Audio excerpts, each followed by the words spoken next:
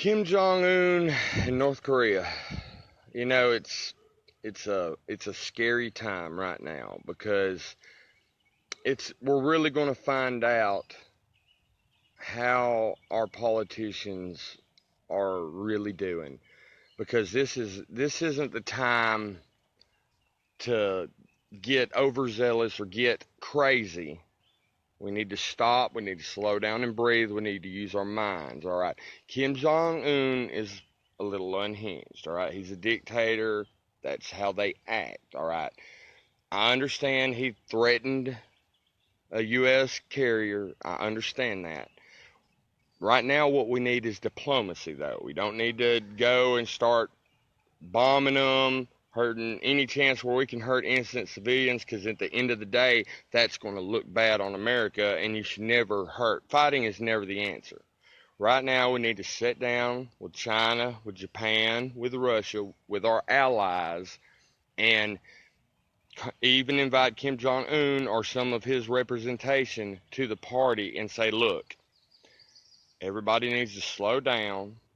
Everybody can prosper here. There's no need in us fighting, because if it comes to this, you don't want to war with America. Here's what happens when you war with America. Whoever it is, the leader ends up being killed. Go to Saddam Hussein, go to Osama bin Laden, go to Hitler, assuming the Russians did their job and he didn't escape to Argentina. But at the end of the day, if you war with us, you die. And I assure you, Kim Jong-un probably values his life more than he does making a big show and making his threats. So, diplomacy, sit down, talk. When it gets to time to tell him, and leave it at that. That's standing firm, that's not backing down, and that's taking care of business the right way. Instead of, he threatened our carrier, let's all freak out, let's send some bombs over there. That's never the answer. Now's the time to talk. Donald Trump, if you somehow hear this, use your mouth.